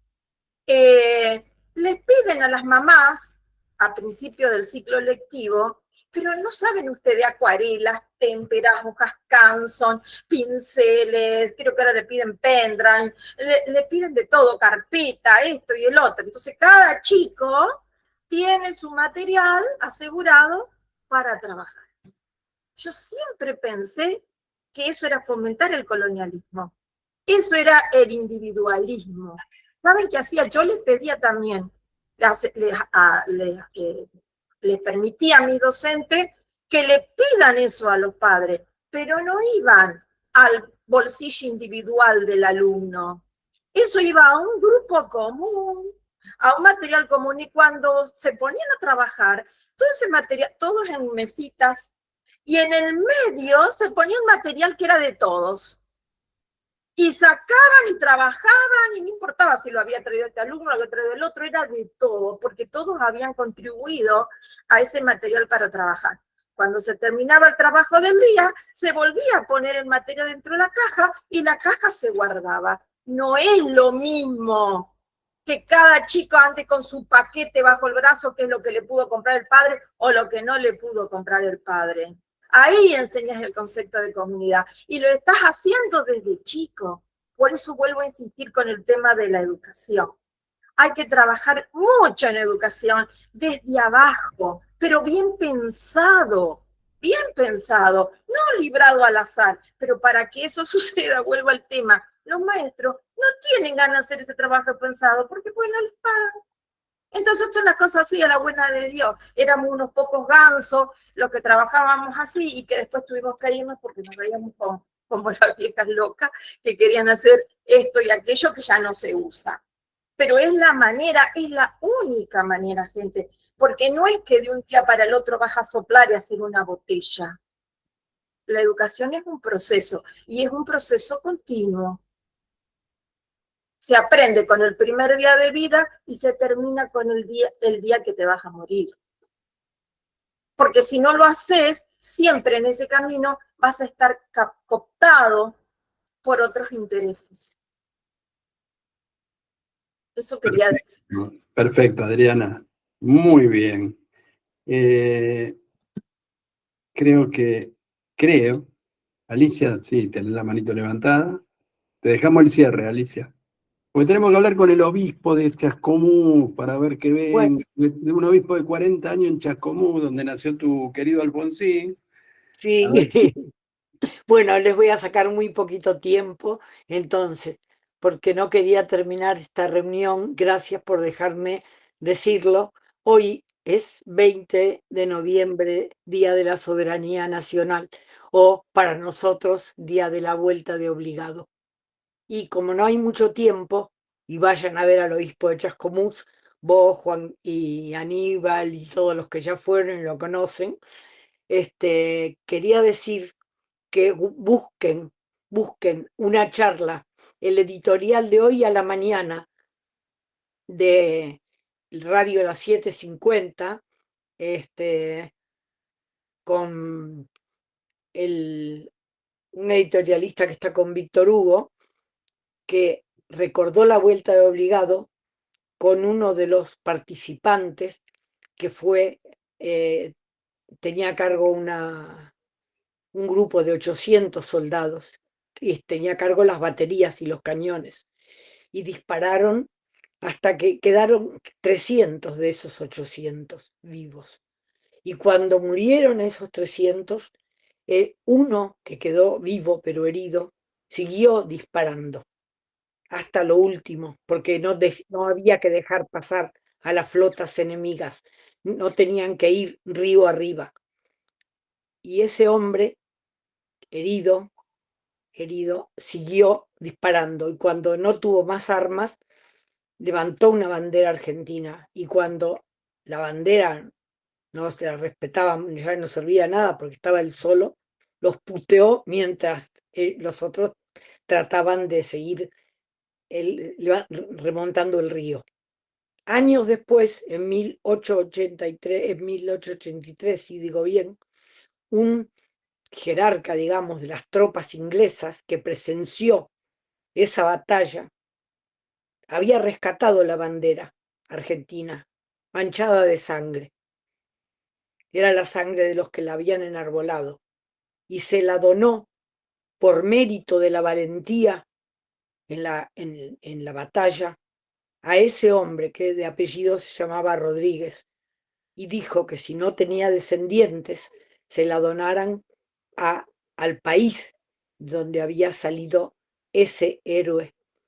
Entonces, si nos acordamos, si pensamos un poquito en nuestra historia y recordamos algunas acciones que se pueden hacer si estamos comprometidos con la idea, como estuvo comprometido ese hombre, que no sé si murió ahí o si terminó después tranquilo sus días, vamos a poder lograr muchas cosas. No quería dejar pasar este día 20 sin recordar la vuelta de Obligado. Gracias, Excelente. compañeros. Gracias, compañeros, y hasta la reunión de debate que vamos a tener cuando vos hagas la organización pertinente. Y saludos al obispo. Y saludos a todos ustedes. Juan No. Carlos, aprovechando lo que decía Alicia, yo dejé un pequeño aviso, un aviso publicitario ahí de un artículo de la vuelta de Obligado ahí. Era eso nomás. Bien, Gracias. Gracias, Fernando. muchísimas gracias. El obispo de Chascomús es un joven obispo de 40 años más o menos, muy seguidor de la doctrina de Francisco. Creemos que está haciendo un trabajo muy lindo en un monasterio ahí en Chascomús, en Gándara, cerca de Chascomús, recuperando chicos de adicciones. Y en su momento estuvimos con Aníbal, llevamos alimentos, tuvimos una linda charla con él, y nos gustaría que nos acompañe en esto del premio Francisco, porque es obviamente un miembro de su grey, ¿no? Un seguidor de las ideas de Francisco, pero vamos a invitar también de otras confesiones, ¿eh? Vamos a invitar a un sheik, vamos a invitar a otros ciudadanos de otras confesiones, incluso de agnósticos, que no por eso dejan de respetar el legado de Francisco. No va a ser, por eso no le pusimos Papa Francisco al premio, el premio Francisco. Bueno, muchísimas gracias a todos. Perdonen el corte así un poquito abrupto, pero en la semana vamos a hacer esta jornada de debate. Muchísimas gracias. Gracias. Y mañana va a ser Chao, subida la gracias a grabación. todos. Chao a todos.